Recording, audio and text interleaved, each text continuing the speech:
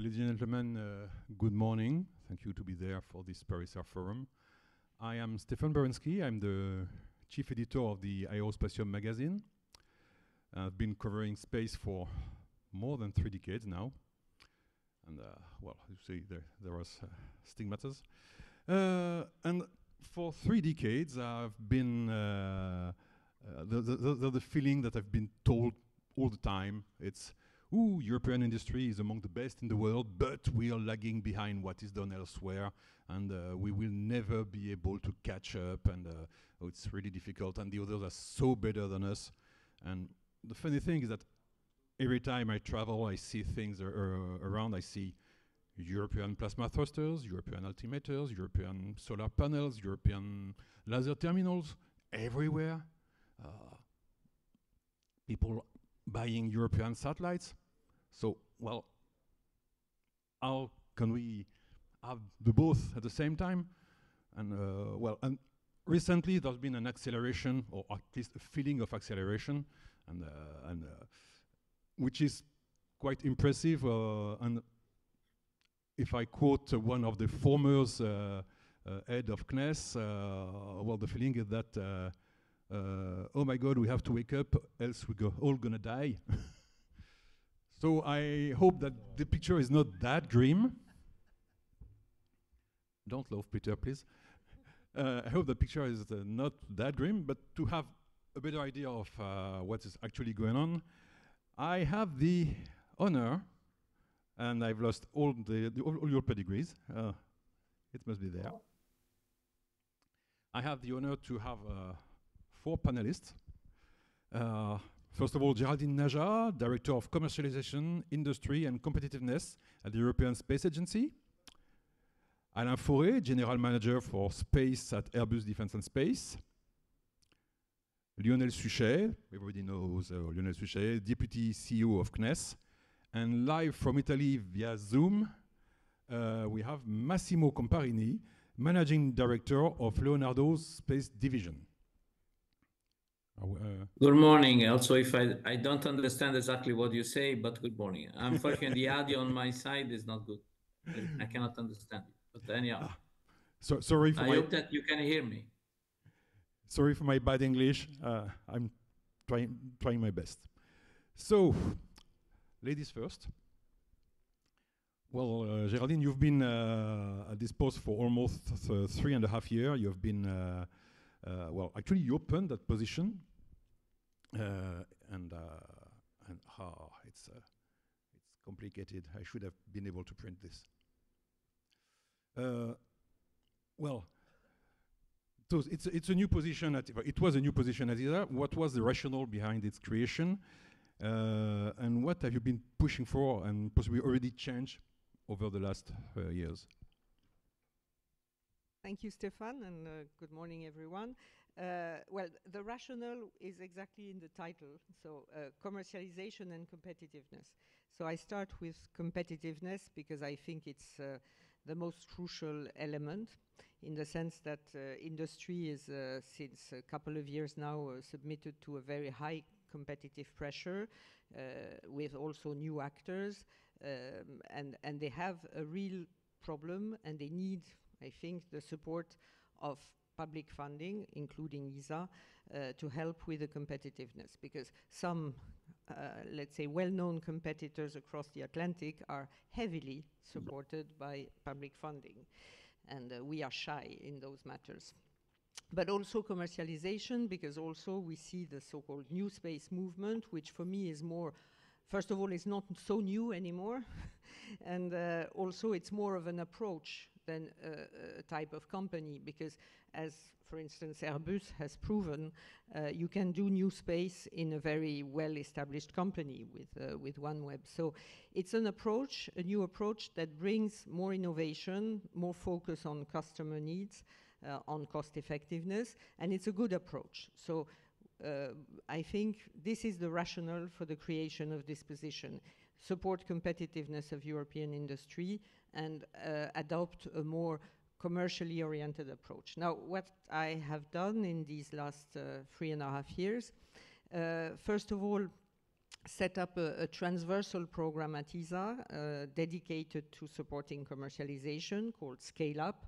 So it's about incubation with a, let's say, a network of business incubators, innovation with the PhiLab Net, also investment, access to private investment. We have an investor network that now counts more than 70 participants. And also a new approach within ESA.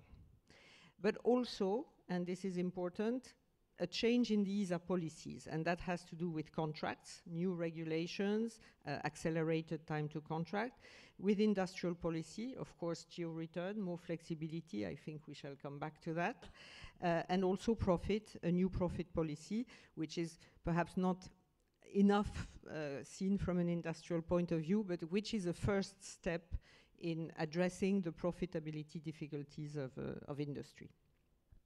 Well, you have plenty of things we continue to discuss after that. While we're in agencies, Lionel, there's a strong tradition of creativity in CNES, and well, I quite often present you quite provocatively as the original new space, because, well, you created Ariane Espace and created Spot Image, well, you changed everything. Well, people have short memory, but and well, today is CNES an old Victorian lady with plenty of nice jewels, or is the revolutionary spirit still there? Stefan, and first, thanks for your provocation. I love this provocation about the first new space, because it's important, and also it shows that it always has been a new space, and we will go back on that later, but new space is not specific now. It's always has been like that, and CNES, of course, is a strong organism for creativity and preparing the future of space, and we are still there, and it's important to say that. Just a few examples of world premieres we did after the 80s. You mentioned Ariane and Spot, it's okay. But we have launched a few weeks ago the best atomic clock in space with Pharaoh, which is perfectly working. We have opened a new window on science, on oceanography science with SWOT some years ago, two years ago now. It's a revolution for oceanography in cooperation with GPL.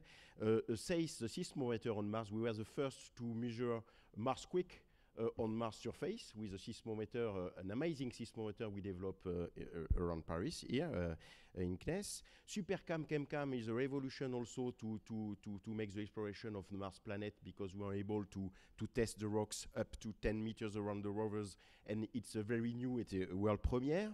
The first image, we are talking a lot about James Webb Space Telescope and the far observation of the universe. But the first image of the universe, when the universe became transparent just after the Big Bang, has been taken by a French instrument on board a NASA mission called Planck. It was a little bit, but it is a world premiere, and so on. Philae, the first we were to land on a Churyumov-Gerasimenko comet. So a lot of premiere. So we're still there, and we are still developing a lot of world premiere, and the creativity and the preparation of the future is a must for CNES. But we are in this position to do marvelous things at scientific level, but the ecosystem, as you said, is evolving. Space is evolving a lot, and we are not now alone to do this world premiere. We are also to do that with our partners for ecosystem, with the prime partners, with the startup partners, to make creativity not only about the space system, but also about the use of data, of space data. And what we do with CNES, for instance, about the first constellation for IoT, is also a big creativity. It is done these days. What we did, and we are doing with Airbus Defence Space, with CO3D satellites, is a lot of creativity, and so we are there. And so, yes, it's an ADN of CNES to be creative and to prepare the future, and it is still the case in a different world, with different ways to do that, with different partners, but it is a backbone of our activity. Good. Well, Mr. FAURÉ, as a Frenchman, I've always been impressed that two among the largest satellite manufacturers were actually next door.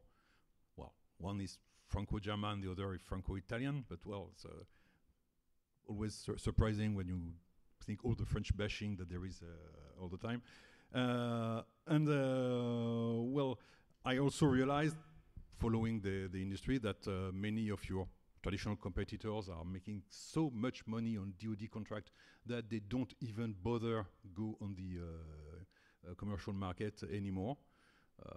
Well, they have contracts that are bigger than your than your sales for years. So it's, well, it's let's don't get there. But you've been really creative, you and the others, to keep up the fight on every business, even going into mega constellations, which is normally a business where mega constellations are made by the operator themselves. So it's quite, well, good job.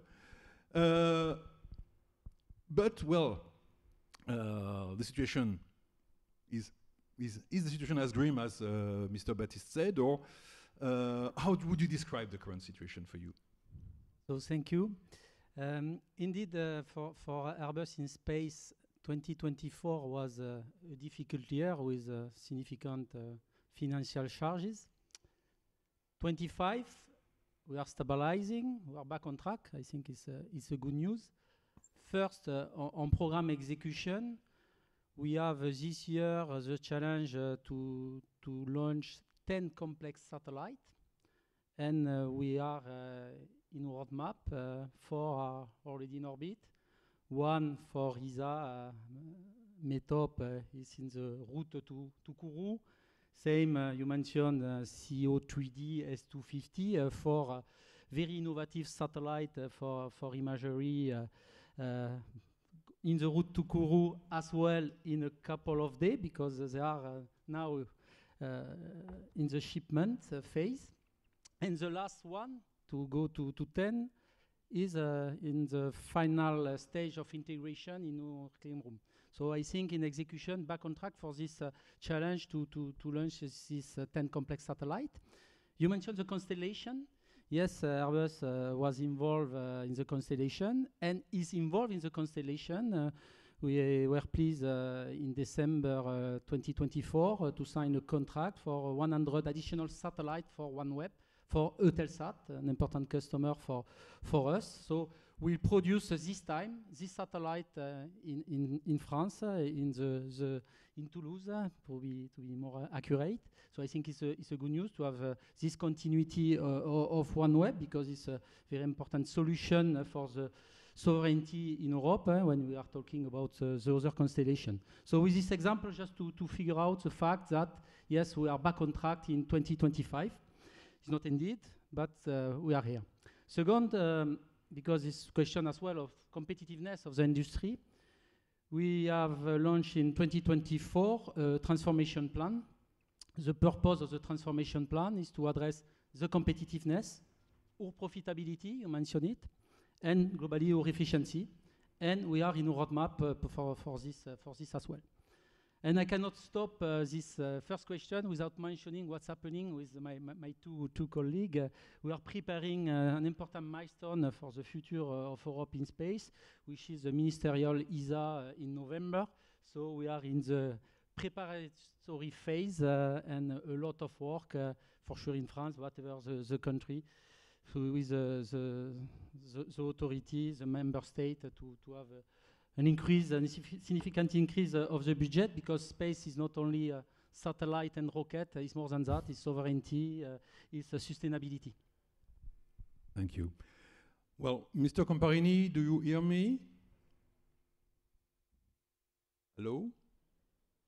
Yes, I hear you. Ah. The mic of my friend Lionel is the best. So I don't know if maybe you can be closer or a little bit far with the mic, because if not, the audio is often interrupted. Lionel, I understand very well, and also Alain.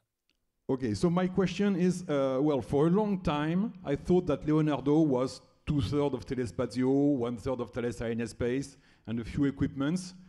Well, apparently this is changing. You're making more and more a name by yourself. What is going on? Please tell us.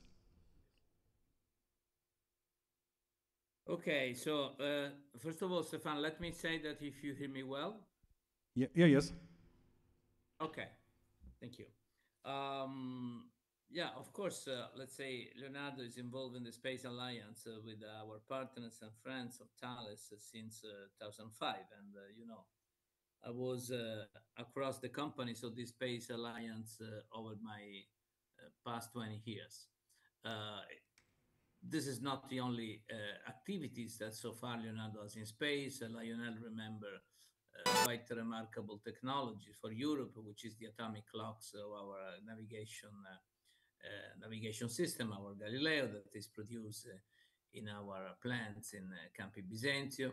And so we had the scientific payload, the robotics. But it's a fact that it's true that in the past few months, in our update industrial plan, we gave a specific emphasis on space. And by the way, a few months ago, as a part of this, we constitute the space division, the Leonardo Space Division that the CEO of the group, Professor Cingolani, asked me to lead. Why? We know that space is changing, and we have huge amount of data which is generated from space infrastructure. Think about Earth observation, Copernicus, the raising constellations. Connectivity is also a way where we have a huge amount of data passing at super high speed on our systems. Alain remember OneWeb, which is, let's say, one of the constellation or mega constellation in place. It's not the only one. Of course, we know very well what happened in US. So data and space are more and more linked, and digital technologies and space technologies are more and more linked. To extract information, why not? To have processing of those data, not necessarily on ground, but also in space, and so on. So the group massively invests in digital technologies in the past years with the supercomputing, high-power computing, AI, cloud technologies. And we think that the convergence of space technologies and digital technologies, it's really important to provide to the final users, wherever they are, I mean, scientific communities, let's say commercial user communities, defense and security and mil user communities, the best from our infrastructure, as well as, let's say, the integration of different layer of services.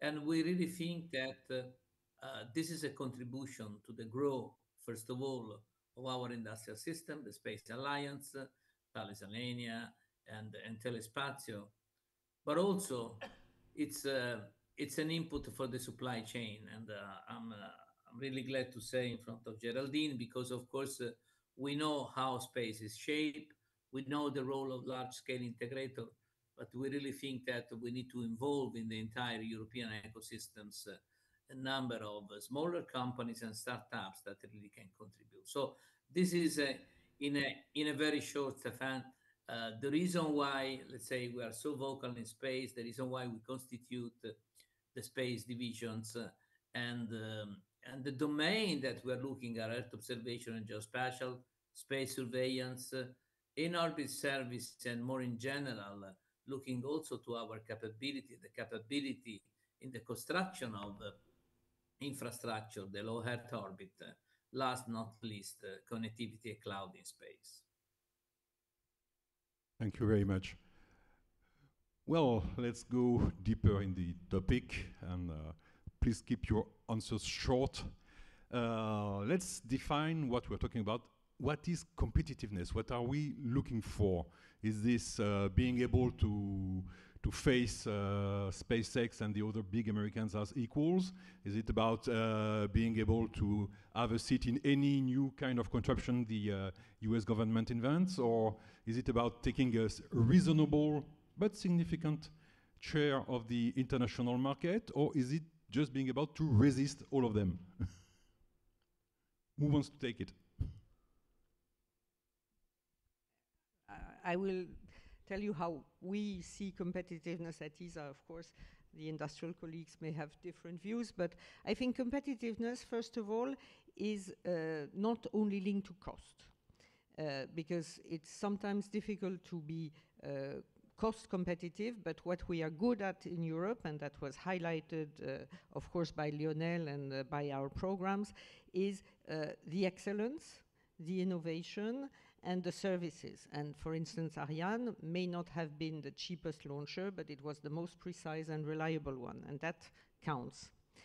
Second, competitiveness for our industry is linked to the markets it can access. And unfortunately, you were mentioning SpaceX, these are non-accessible markets for European industry. So if there is not enough accessible market, it's more difficult. But most important, you mentioned new markets or emerging markets, is also to be able to address these new markets. And for that, I think you need a lot of investment in innovation, in technology, which in turn means profit, because we want industry to be able to invest, but also public support. And there again, I think space agencies have a big role to play in supporting competitiveness. To make it short, yes, competitiveness, it's very important. It's all the dimensions, I mean, to have the good condition in place, good solution in place to serve our customer. It's about the cost. It's about as well the profitability of our solution. As you mentioned previously, industry has to be able to invest in the future, and for that we need to be profitable. And there is as well another dimension, which is the affordability. Yes, the open market, but as well the affordability of the solution. So for that, I think the industry has is on work to do, and the reason why in Airbus, but I think it's the same in some other company, we have launched a transformation plan to address the competitiveness. We need as well to have the condition in place, and I think is the role of, that you described previously when it's concerned ESA, to put the condition in place to have industry successful development in the various program. For sure, we need to have a flagship program as well to help us and to prepare and to mature the technology, and sometimes as well to think about incremental approach to mature and to improve the solution and to have this type of incremental approach with out of cycle development to mature the technology, because the affordability of the solution for a customer is the price, but is the time to market as well. So reuse can be key when we have the good technology, and I think we have some good technology in our portfolio. I love the idea to be able to answer our needs and with a reasonable solutions, respecting also the environment. This is also competitiveness. Not our value is not space dominance.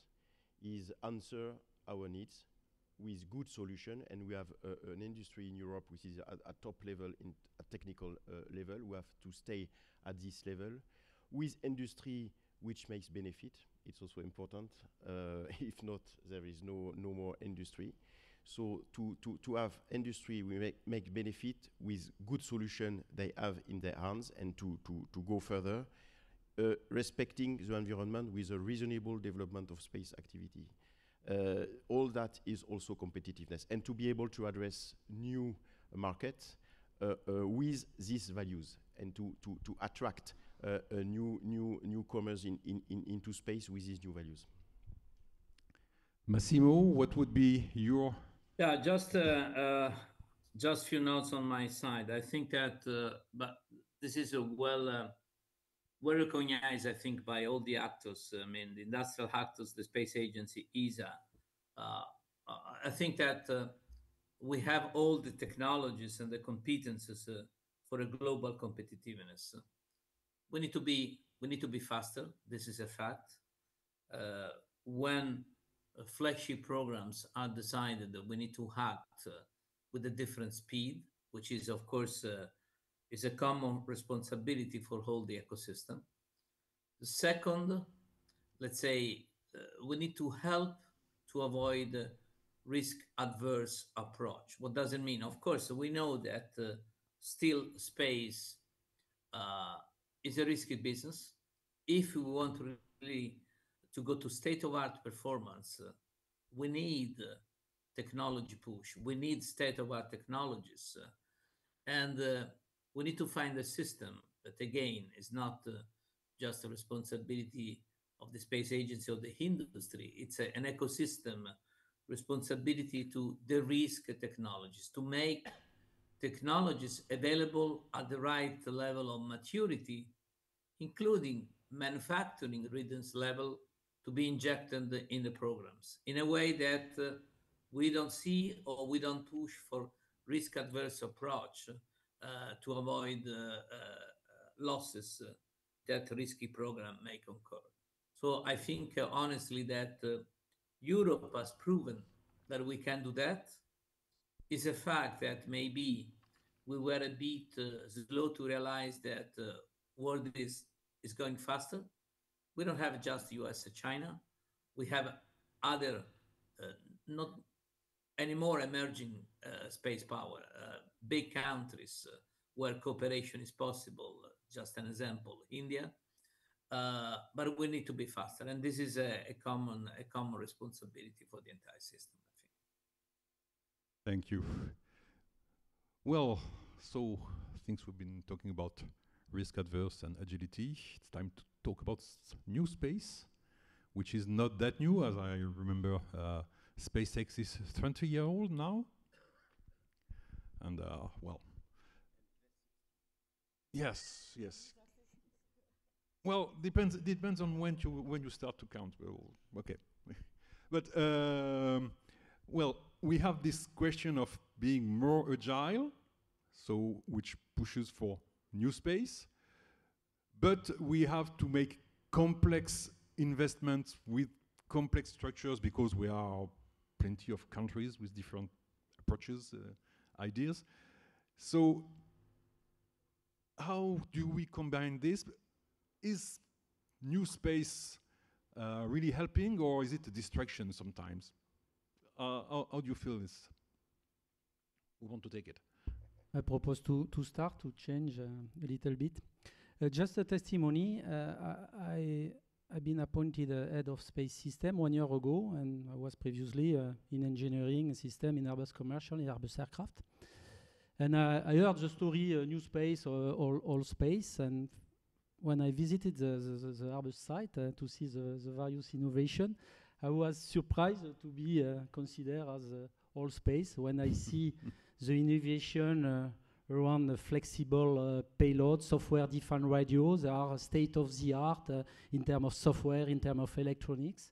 When I have a look on the performance of the satellite called CO3D for imagery and revisit purpose in observation, is a state-of-the-art in terms of technology. And by the way, we work on this type of satellite with a lot of SME, small and medium enterprise. So it's a full ecosystem to bring this value. So yes, a little bit tired by this notion of space, new space, once innovation or innovation, because it doesn't reflect the reality. I strongly believe on the complementarity. Sometimes we need the startup to push a new solution, and we need us, industry, more mature, to industrialize the solution, to go not only to stay at innovation level, but really to propose a solution. This is the first one, and we have a concrete example of success. We mentioned OneWeb previously. The platform developed on OneWeb called Arrow 150. We are supplier on a so-called startup, Loft Orbital. We provide this platform to the Loft Orbital. So it's a concrete and efficient collaboration between startup and other player. But I don't know if the good wording is old and new space, to be frank. Just to add to what Alain said. As a new space yourself? Yes.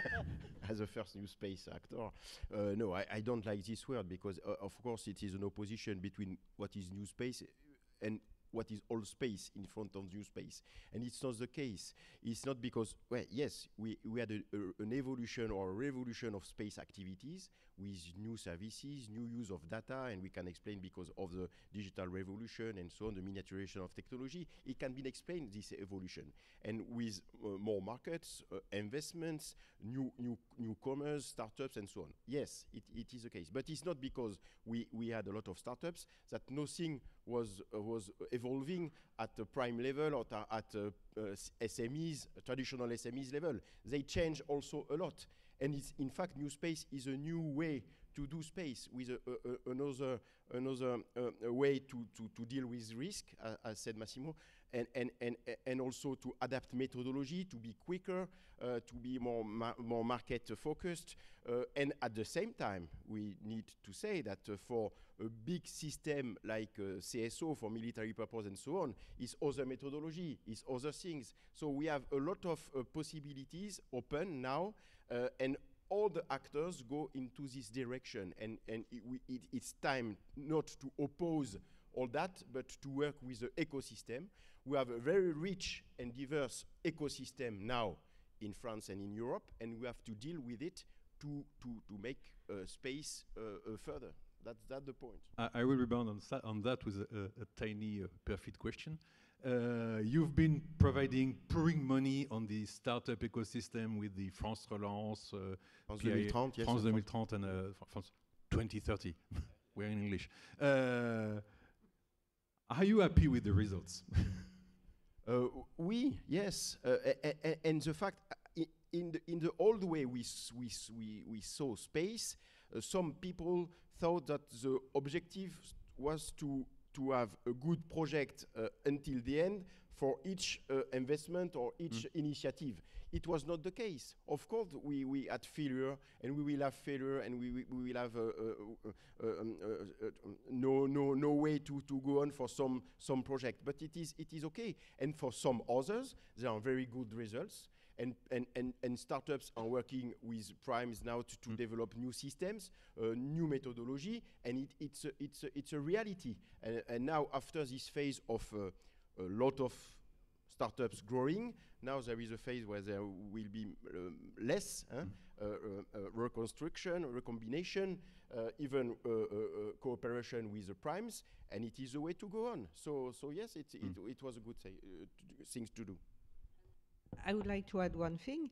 Indeed, it's not a distraction, because in fact, if you look at the ESA budget, I mean, a very large majority goes to established companies, including also equipment suppliers, not only integrators, but also SMEs, but established ones. I would say perhaps 100, 200, it depends how you calculate, million per year would go to startups, which is very small compared to the ESA budget. It's small amounts of incubation. No distraction, but a very useful complement. And I would just like to mention, of course, many startups, if they are successful, if they grow, they may become bought also by larger companies. It happens. It happens already.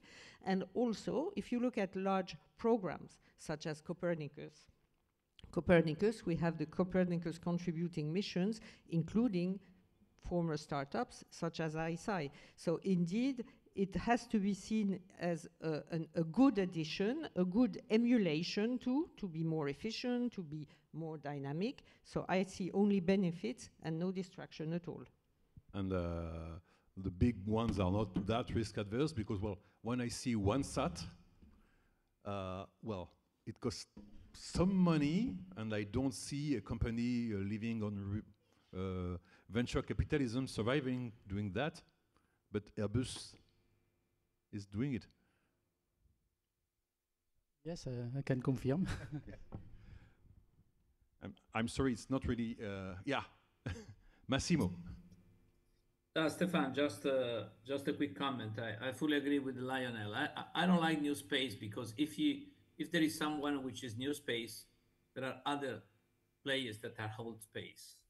So I don't think that this is the way to define the evolution of our sector. First of all, because I feel myself still young and fresh, so I don't like to be on the part of the old space because simply we work in a big company on a large scale integrator. And programs that were mentioned, Copernicus, Galileo, but even what Europe is doing now in exploration, a low Earth orbit, shows that also big groups together with their supply chain may be extremely innovative. So I don't think that to be innovative and to bring new ideas necessarily, you need to fund a new startups. On the other hand, I agree with Geraldine, we have a richness that we need to take care. So space is changing. There is an evolution in terms of technology, in terms of business model, and the actors change. And for sure, small, medium enterprises and startups may contribute, and the responsibility of the large group is together to harvest this innovation and insert in the critical mass that they can manage. So I think sometimes we look too much to US on this new space wave. Personally, I had experience a couple of decades ago when there was the first wave of constellation based on business model going to commercial, and we know that that was not the purpose at that time. Take an example, Iridium, Global, and that was very detrimental at the end because the investors, the private investors, stay away from space for a number of years due to this bubble. So I think that we need to take care, and I personally, I believe maybe in a more solid growth of the space economy that in Europe we can do in the condition to be faster. New space economy is not companies that take $300 million in 3 waves, in 3 rounds of funding. They go to IPO, $10, and 3 years later they're exchanged at $1. This is not a space economy. This is a destruction of value. So I think that we need to be very very cautious to let's say to see those economic models for the benefit of our European space industry. All of that, all over the value chain. Well, I think I will reshuffle my questions and go directly to the big elephant in the room.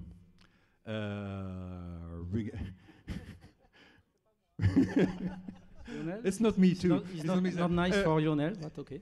Yeah, there's a big talk currently, big discussion between 2 large groups regarding the consolidation, well, 3 groups, the consolidation of some space industry in Europe for critical mass. Well, let's say, okay, let's name it Airbus Satellites, Thales Space, and Leonardo Space. Why don't we push everything together to have a big player with a lot of muscles to be able to compete worldwide, which, well, when we try to be more agile, building something bigger, it might not be the logical. Well, I have been the witness of a few things in the past regarding big consolidations, notably in Germany. There was a time when it was decided to put everyone under the same room, and they called it DASA, Dutch Aerospace. And the first time the German government decided to launch a competition, say, oh, we have only one contender, let's foster a new one. And that was OHB made its entrance in the business. Several years later, there was the Galileo program, where Airbus and Thales were, let's say, forced to work together on a project of satellite, and I say, oh, we need a competitor. Oh, let's go to OHB. So, well, and OHB won. That's the story. So, how pushing together all these different talents with many of different approaches to problems together for synergies, which means let's reduce the number of talents, will help Europe to be more competitive, or will this be just another opportunity for OHB to grow even bigger? Who wants to answer that? Because, well, we have 2 of the 3 groups that are discussing this, and we have 2 of the biggest customers they will have. Massimo, do you hear me? Maybe I can start, Alain speaking. No, okay, Alain, go ahead. No, just a question regarding about this potential consolidation. First, we are at the preliminary phase. That means, yes, there are discussions in progress. We are in the exploratory phase to see the value to create this consolidation between these three players. So it's a question of value creation, condition in place. So everything is preliminary, everything is non-binding. So we are, for the time being, in this discussion and preliminary phase. So only message that will pass this morning. Massimo, do you want to add something? No, I mean, I think that at the end, the topic is complex and simple at the same time. Simple because, of course, in not only space, but in many different sectors, we reflect how Europe may have the critical mass to be competitive at global level. So why space is different, and of course the acceleration in space coming from companies like you mentioned, SpaceX, Starlink, Blue Origin is giving another element in this respect. So I think that to find a way that Europe is less fragmented and we found let's say the best synergies between European level and the national sovereign issues. I think it's an important topic, and so it's not a surprise that also in space we could have a discussion about that. I think what is important is that first of all, consolidation is not good just to make consolidation or to make bigger. Consolidation, if it's going to happen, must be to be competitive, must be to exploit the best synergies. And as I said, and again, I'm really convinced of that, must be to be a champion, a driver for the entire ecosystem. So not only, let's say, to take the majority of contract at institutional level. So I think that, I know this is a kind of general statement, cell-level statement, but I really believe that is the principle of any consolidation. So in this respect, I think it's not the last time, it's not the first time, it will be not the last time that large groups having a successful story. I mean, Airbus has a very successful story on aircraft, and we know what is the impact for Europe. May talk each other, and then let's say it's a complex topic, and we will see. Stefan, just to say that, of course, this is an industrial topic, but we are looking at that very carefully. And the idea, as it was said, is to be stronger, within Europe, because the competition is with outside Europe, and to be stronger within Europe, it's a goal. So if the solution lead to be weaker or not stronger, it won't be a good solution. We have to say that, and we will see. They are working together to find a solution to be stronger at European level, and this is a goal. And another thing is competition is always seen as a good tool. It's often the case, but there is also bad competition, and I have some example in mind when we had strong competition within some actors in Europe, and which leads that at the end, the one who win the contract lose money to this contract, and this is a machine to lose, and we don't have to go this way also. So we have to be careful on that, and the only goal is to be stronger for space at European level. Perhaps as the second large customer, or okay. First of all, global competitiveness is in our convention, so we are going to support whatever helps worldwide competitiveness. That is clear. Now, it's true also that competition is also in our convention, and we need to have intra-European competition. But as you said, we already have intra-European competition. OHB is still very much alive and growing. And it's not only OHB, by the way, it's other large equipment suppliers across Europe who are really becoming very good. So I'm not concerned. I think we can find ways to maintain intra-European competition. And by the way, this is not ESA or CNES to judge, it's the Commission. We are already discussing with DG Competition, and it's, if anyone, it's them who will have to judge whether this potential merge is, let's say, allowable to maintain a good competition in Europe. But I think, let's not forget, as you say, prime objective, worldwide competitiveness. Well, there's an issue there because, well, I see a lot of protectionism everywhere. So will there be still some international market where we will be allowed to compete elsewhere? I mean, the others protect much more than we do. Yeah. We don't protect. As a minimum, I think there should be a European preference. I mean, that's the minimum. And this does not exist fully for the time being. I think this is confronted to the very high protectionism of our competitors. This should be implemented seriously. Okay, now I have a challenge for you, Géraldine. We have 2 minutes left to tackle the question of geo-return. Oh, thank you so much. Well, what I can say, first I would like to know if anyone in this room invests without hoping to get return on their investment. I don't think so. When you invest, you want return.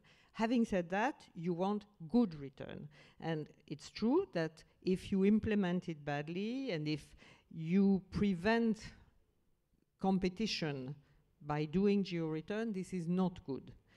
So the principle, I think, is normal. Everyone wants return on investment, but it has to be more flexible, and it has to be possible to have it with competition. And for that, there is a solution. It's called fair contribution. That is, instead of placing contracts on the basis of the geo-return goals, you first do the competition, you define the industrial consortium, and then the contributions come as an outcome. And in fact, geo-return is a sign of competitiveness. That is my solution, and that is the way in which we are trying to evolve geo-return. We have started, we have already done some small evolutions, but you have to start from somewhere, and I tell you it will continue. I remember that Jean-Jacques Dordain tried that in the past. It was quite difficult. I hope he will succeed. Thank you. And well, we have 47 seconds left, and I promise the audience, and namely Peter de Selling, will be able to ask a question.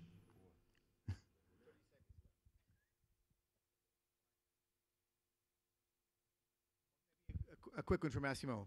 Last I could ask, your CEO has been, boy, it's hard to see through these lights. Your CEO has been very clear that whatever happens with the Airbus discussions and so on, he wants to see what he calls TAS 2.0, Thales Alenia Space 2.0. That after 20 years of this joint venture, he wants to see changes in it. I suppose that means a higher percentage of the equity from Leonardo, but tell me, what would be the differences between TAS 2.0, as Leonardo is looking for, and the current Thales Alenia Space? Thanks.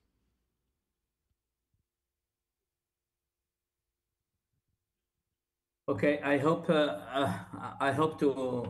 catch what precisely what Peter said. I think that you know, Peter, I'm a technology guy, so I'm more looking to the technology and the evolution of our systems.